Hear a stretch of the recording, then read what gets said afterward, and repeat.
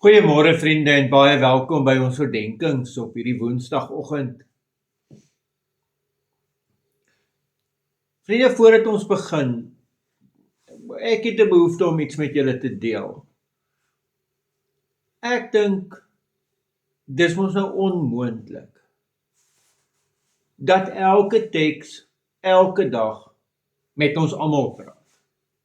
Nee, ek kan ook nie so selfgesentreerd wees dat ek dink dit moet nou elke keer vir my iets sê. Maar dan kom daar wat ek voel, nou die Here met my gepraat. Maar juist daarom gun ek ook die dae wat die Here met iemand anders praat. En so aanvaar ek vandag ook. Daar gaan van julle wees vir wie hierdie teks dalk nie baie sê nie. Maar daar is 'n paar van ons vir wie hierdie teks absoluut alles sê vanoggend. Jesaja 41 vers 17. Die magteloses en behoeftiges soek water, maar daar is niks. Hulle tonge verdroog van dors. Ek, die Here, sal hulle verhoor. Ek, die God van Israel, ek sal hulle nie verlaat nie.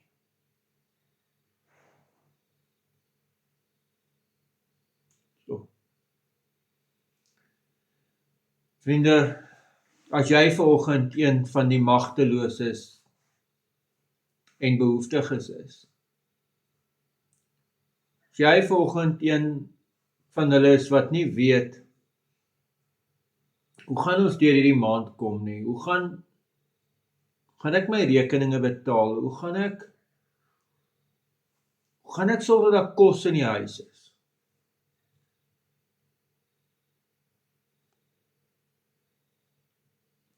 Ek weet nie hoe gaan dit uitwerk nie. Maar ek glo dat hierdie vers spesiaal vir ons is vanoggend. Ek, die Here, sal hulle verhoor. Ek, die God van Israel, ek sal hulle nie verlaat nie.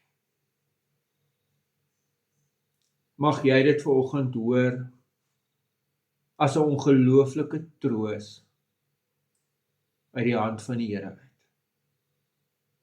Amen. Here almagtige God, ja, hoeveel keer lees ons in die Bybel die mooiste verse, die mooiste goed wat ons lees.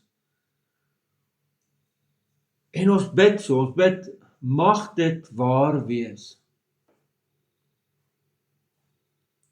Mag dit vir ons waar wees. Mag dit vir my waar wees, Here.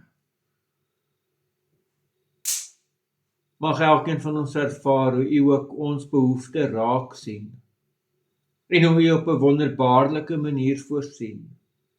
Ek bid dit en ek pleit dit in die naam van ons Here Jesus Christus. Amen.